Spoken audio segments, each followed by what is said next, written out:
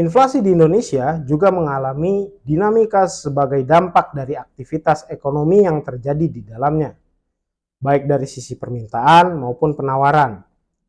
Di sisi permintaan, nilai inflasi ini berhubungan dengan nilai pertumbuhan yang berlangsung. Dalam kondisi ceteris paribus, nilai pertumbuhan yang tinggi akan berdampak pada peningkatan angka inflasi dan begitu juga sebaliknya. Namun, dalam kondisi tekanan pada sisi penawaran, inflasi justru bersifat bertolak belakang dengan nilai output real dalam perekonomian. Tren inflasi di Indonesia dalam 3 dasawarsa terakhir terus mengalami penurunan. Dengan rata-rata tahunan sekitar 8,59% pada awal 90-an, angka inflasi mengalami tren penurunan hingga kini angkanya berada di kisaran 3,99%. Meski demikian, beberapa gejolak seperti krisis internal maupun eksternal menjadikan angka inflasi mengalami lonjakan signifikan untuk beberapa waktu tertentu. Pemerintah biasanya mengambil langkah-langkah countercyclical atau kebijakan antisiklus untuk menjaga keseimbangan inflasi dan pertumbuhan. Salah satu instrumen yang digunakan adalah dengan mengontrol nilai bunga acuan untuk mengendalikan konsumsi masyarakat, baik rumah tangga maupun swasta. Di awal tahun 90-an, inflasi kita berada pada level 8,59%. Inflasi ini tergolong tinggi jika direfleksikan dengan tingkat inflasi hari ini, yaitu pada kisaran 3-5%. Namun angka inflasi ini bisa dikatakan wajar, mengingat tingginya tingkat pertumbuhan pada saat itu. Selama masa krisis ekonomi, inflasi rata-rata YoY pada masing-masing triwulan mencapai 29,41%. Bahkan pada triwulan kedua, 3 dan 4 tahun 1998, angka inflasi YoY-nya berturut-turut sebesar 55,92%, 82,62%, dan 77,55%. Turunnya nilai tukar rupiah terhadap dolar serta musim paceklik pada tahun yang sama menjadi kombinasi penyebab kelangkaan komoditas, terutama pangan. Sebagaimana disebutkan pada ulasan pertumbuhan sebelumnya, diketahui bahwa Indonesia mengalami kelangkaan likuiditas devisa karena aksi spekulasi menyusul gagal bayar hutang jangka pendek pihak swasta. Sebelum gagal bayar terjadi, sistem nilai tukar Indonesia yang saat itu menganut nilai tukar tetap tidak diimbangi oleh sistem pengaman untuk mencegah terjadinya spekulasi terhadap margin yang terbentuk antara permintaan real rupiah dan harga kebijakan kurs tetap tersebut. Akibatnya, pemerintah seolah bertaruh dengan para spekulan untuk mempertahankan nilai tukar tersebut di pasar uang. Tak sampai di sana, pemerintah yang kalah dalam pertaruhan tersebut harus berhadapan lagi dengan gelombang beban hutang luar negeri jangka pendek, baik oleh pemerintah maupun swasta, yang harus segera dilunasi. Swasta yang panik untuk menyelesaikan hutangnya memborong dolar yang mengakibatkan jatuhnya nilai tukar rupiah lebih dalam lagi. Secara rata-rata, nilai tukar rupiah terhadap dolar AS saat itu turun sebanyak 244% menjadi Rp10.014 per dolar pada 1998 dari Rp2.909 per US dollar. Kejatuhan nilai tukar ini juga menjadi tanda berakhirnya kebijakan nilai tukar semi tetap yang selama beberapa tahun dianut oleh Indonesia dan menjadi tanda masuknya rupiah ke dalam sistem nilai tukar floating atau harga yang ditentukan oleh pasar. Kejatuhan nilai tukar rupiah ini tentu menimbulkan dampak kepada pola konsumsi domestik melalui jalur impor. Memasuki tahun 1997, masyarakat Indonesia yang sebelumnya dimanjakan dengan harga barang impor yang murah harus mengeluarkan uang lebih untuk membayar selisih dari kejatuhan nilai tukar rupiah tersebut. Masalahnya, krisis ini juga bertepatan dengan terjadinya paceklik pangan yang disebabkan oleh badai El Nino di kawasan Pasifik. Kelangkaan bahan kebutuhan pokok inilah yang mengakibatkan efek inflasi yang lebih dahsyat lagi. Konsolidasi pasca krisis dilakukan untuk menjinakkan inflasi ke level yang lebih rendah, yang berlangsung dari tahun 2004 sampai 2004. Pada periode ini, inflasi rata-rata tahunan YoY masih berada pada level 7,61%. Inflasi yang belum mampu dijinakkan ini salah satunya disebabkan oleh masih belum kondusifnya operasional pemerintah saat itu. Selama masa periode Oktober 1999 sampai dengan Juli 2001 saja, telah terjadi 3 kali pergantian presiden. Ketidakpastian politik dalam negeri ini berdampak pada kejatuhan nilai tukar serta kenaikan harga-harga barang lokal karena kekurangan suplai dari impor. Inflasi tertinggi tercatat pada kuartal pertama 2002 mencapai 14,11% year on year. Ketidakstabilan ini baru mereda setidaknya ketika presiden baru terpilih pada Pilpres langsung tahun 2004. Selanjutnya, pada periode RPJMN pertama dan kedua, tahun 2005 sampai 2014, inflasi Indonesia cenderung makin stabil. Inflasi mengalami tren yang menurun dari 9,22% pada RPJMN pertama dan terus turun menjadi 5,67% pada RPJMN periode kedua. Pada RPJMN pertama, peningkatan inflasi paling mencolok terutama terjadi 2 kali. Pertama, sepanjang akhir 2005 sampai 2006 dan kedua pada 2008 sampai 2009. Kenaikan pertama disebabkan penghapusan subsidi melalui kenaikan harga BBM sebanyak 2 kali dalam setahun. Kenaikan BBM yang pertama terjadi pada Maret 2005, di mana premium naik menjadi Rp2.400 per liter dan solar naik menjadi Rp2.100 per liter. Kenaikan kedua terjadi pada Oktober 2005, di mana premium dikerek naik hingga Rp4.500 per liter dan solar Rp4.300 per liter. Sementara inflasi kedua disebabkan oleh beberapa hal. Pertama adalah krisis ekonomi global yang mengakibatkan kenaikan nilai tukar. Hal ini disebabkan banyak modal yang lari ke Indonesia karena dianggap sebagai tempat yang aman bagi para investor untuk memarkirkan uangnya.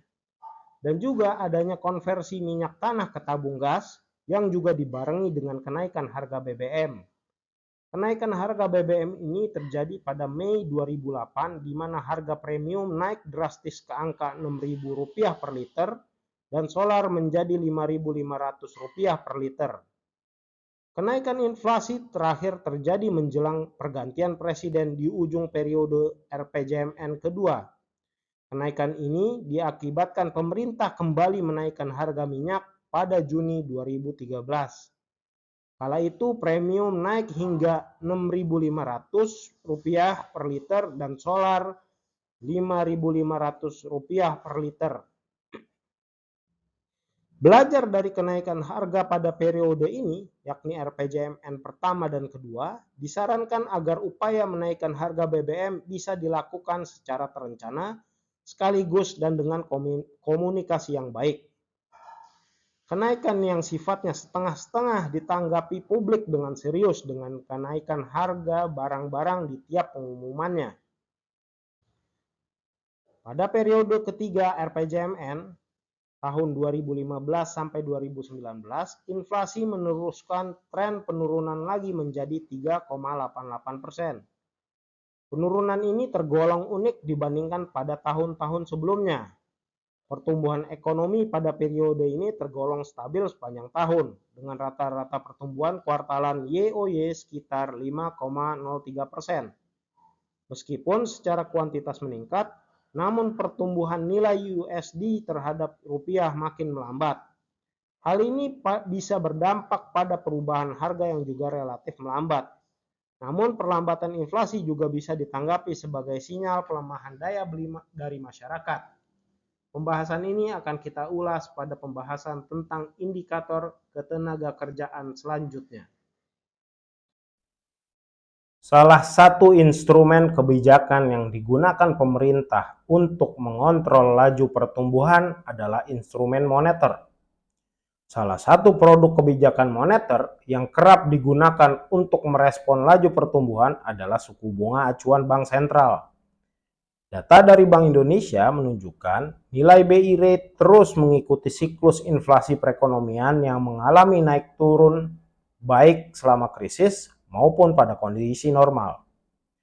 Dikutip dari Acemoglu et al. Pada 2019, selisih antara suku bunga acuan dengan tingkat inflasi akan menghasilkan angka suku bunga real.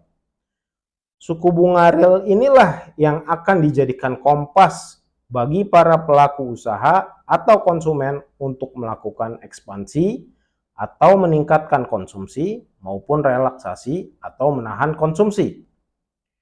Dari gambaran di atas terlihat BI mencoba memasang suku bunga lebih tinggi dibandingkan inflasi ketika ekonomi dalam kondisi lesu, dan memasang suku bunga di bawah inflasi ketika kondisi ekonomi dirasa terlalu panas.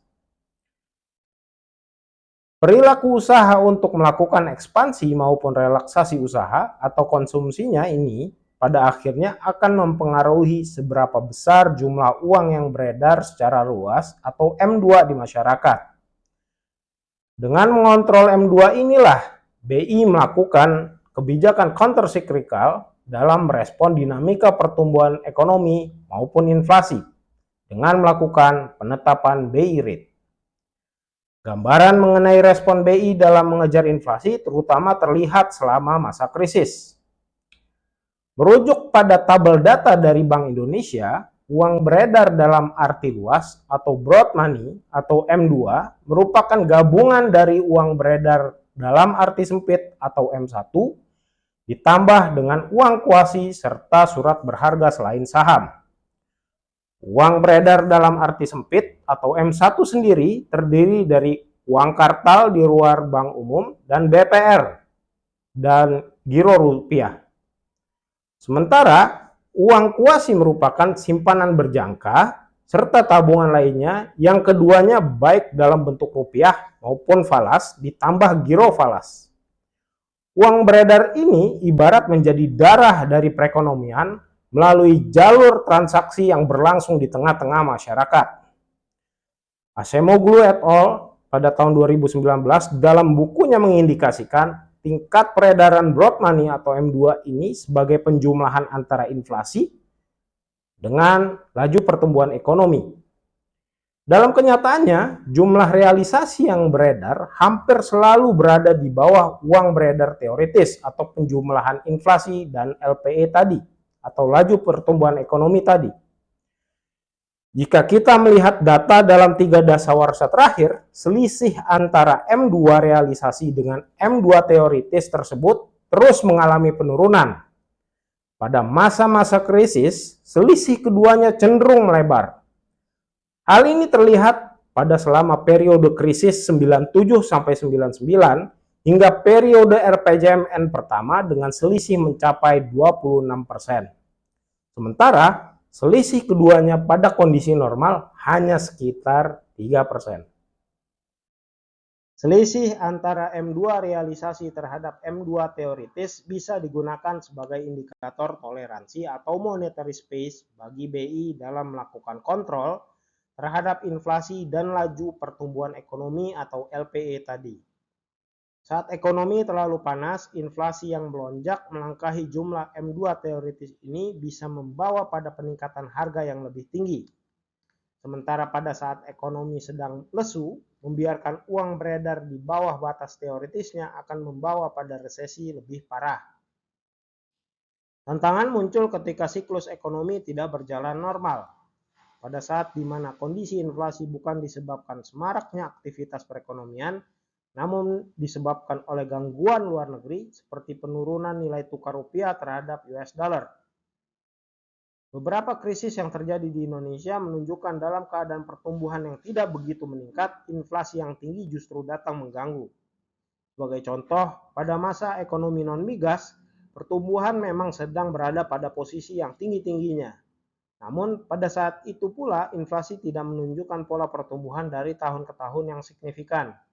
Sementara kejatuhan nilai tukar rupiah terhadap US dollar justru mengakibatkan kenaikan harga barang-barang yang saat itu harus dipenuhi lewat impor karena kelangkaan pasokan akibat paceklik saat itu. Sementara di saat yang bersamaan, kejatuhan nilai tukar rupiah tersebut justru berdampak pada gulung tikarnya usaha-usaha dalam negeri saat itu.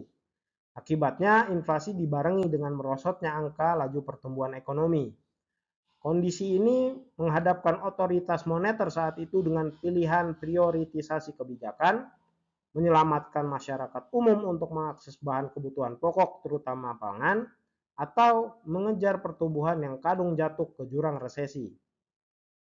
Maka keputusan yang diambil saat itu adalah meredam inflasi dengan menaikkan suku bunga acuan sementara waktu untuk selanjutnya menurunkan nilai suku bunga tersebut. Harapannya agar ekonomi bisa kembali bergerak dengan segera. Sepanjang 1997 sampai 1999, BI rate naik ke level rata-rata 30,53%, sementara inflasi sebesar 29,41%. Sementara ketika inflasi mulai mereda ke level 7,61%, otoritas moneter saat itu segera menurunkan nilai suku bunga ke level 9,33%. Hal ini dilakukan untuk menstimulasi sektor real untuk kembali bekerja dengan segala keterbatasannya. Memasuki periode RPJMN pertama dan kedua, suku bunga bank acuan turun lagi menjadi sekitar 7,82% untuk mengimbangi inflasi yang juga turun ke level 7,42%. Penurunan ini berlangsung perlahan. Pada RPJMN pertama, inflasi rata-rata tahunannya berada pada posisi 9,25%, sementara BI rate pada posisi di bawahnya pada 9,09%. Namun kondisi kenaikan BI rate ini tidak terjadi dalam waktu yang lama, karena karakteristik dari inflasi pada saat itu. Bagaimana disebutkan di atas, pada periode ini inflasi terjadi akibat kenaikan harga minyak dan adanya guncangan ekonomi global akibat gagal bayar utang properti non-utama atau subprime mortgage yang menyebar ke seluruh dunia. Pada kenaikan harga minyak, upaya mengontrol inflasi tidak dilakukan dalam jangka panjang karena konsumen menyesuaikan kemampuan daya beli mereka dengan harga minyak baru yang telah dikurangi subsidinya. Sementara pada lonjakan inflasi akibat gejolak krisis global juga tidak menyebabkan kerusakan struktural pada perekonomian lokal. Justru pada saat itu menjaga suku bunga diupayakan pada posisi yang cocok untuk menstimulasi aktivitas ekonomi. Sementara kenaikan suku bunga saat itu disesuaikan untuk menjaga konsumsi agar tetap stabil. Pada periode RPJMN kedua, inflasi bulanan year on year turun ke level 5,59%, sementara suku bunga acuan ditahan di 6,56%. Pada periode ini pula kebijakan moneter cenderung pada posisi yang stabil. Hal ini bisa dilihat dari pergerakan suku bunga yang cenderung kokoh pada posisi tertentu dalam respon inflasi. Hal ini disebabkan kondisi internal maupun eksternal yang juga mendukung, di mana tekanan yang dihasilkan tidak terlalu mempengaruhi perekonomian dalam negeri. Memang pada saat itu terjadi krisis di Eropa terutama akibat gagal bayar yang terjadi di Portugal, Italia, Yunani, dan Spanyol. Namun dampaknya bagi perekonomian dunia terbatas terutama bagi Indonesia yang tidak menjadikan keempat negara tersebut secara khusus sebagai partner utama perdagangan atau transaksi finansial. Sementara Uni Eropa secara umum memiliki fundamental perekonomian yang cenderung kuat untuk menghadapi krisis tersebut. Pada periode RPJMN ketiga, tren inflasi terus mengalami penurunan, sementara suku bunga juga ditekan untuk memompa roda perekonomian hingga pertengahan 2018. Pada saat itu terjadi perang dagang antara Amerika Serikat dan China. Kedua negara ini adalah negara partner dagang utama Indonesia maupun negara-negara dunia lain pada umumnya. Untuk merespon pelarian modal, Bank Indonesia memutuskan untuk menaikkan suku bunga acuan untuk mencegah terjadinya capital outflow dalam negeri, sekaligus sebagai pemanis bagi aliran modal yang keluar dari negara tersebut untuk mencari tempat yang bagus untuk menitipkan uangnya. Neraca pembayaran Indonesia bergerak menyesuaikan situasi global yang melingkupinya. Sisi ekspor-impor Indonesia sempat mengalami surplus untuk beberapa waktu, terutama disebabkan limpahan dari komoditas super cycle. Namun di awal 2015, net ekspor kita terus mengalami defisit. Berakhirnya era kenaikan harga komoditas dilanjutkan oleh beberapa momen yang menyebabkan gejolak ekonomi dunia, seperti kenaikan suku bunga The Fed untuk menyikapi ketidakpastian pelunasan hutang di Yunani, serta memanasnya hubungan Rusia dan Ukraina pada awal 2015. Namun, kenaikan itu ditanggapi dingin oleh pasar, mengingat kekhawatiran meluasnya dampak risiko gagal bayar ini pada perekonomian negara-negara maju. Meski demikian, pasar finansial di Indonesia justru diuntungkan. Suku bunga Bank Indonesia yang progresif merespon ketidakpastian ini dan angkanya yang jauh lebih tinggi dari persentase bunga acuan negara lain, menyebabkan kenaikan aliran modal secara stabil pada periode tersebut. Kondisi ketidakpastian ini berlanjut dengan keputusan keluarnya Inggris dari Uni Eropa dan pemilihan Trump pada 2016.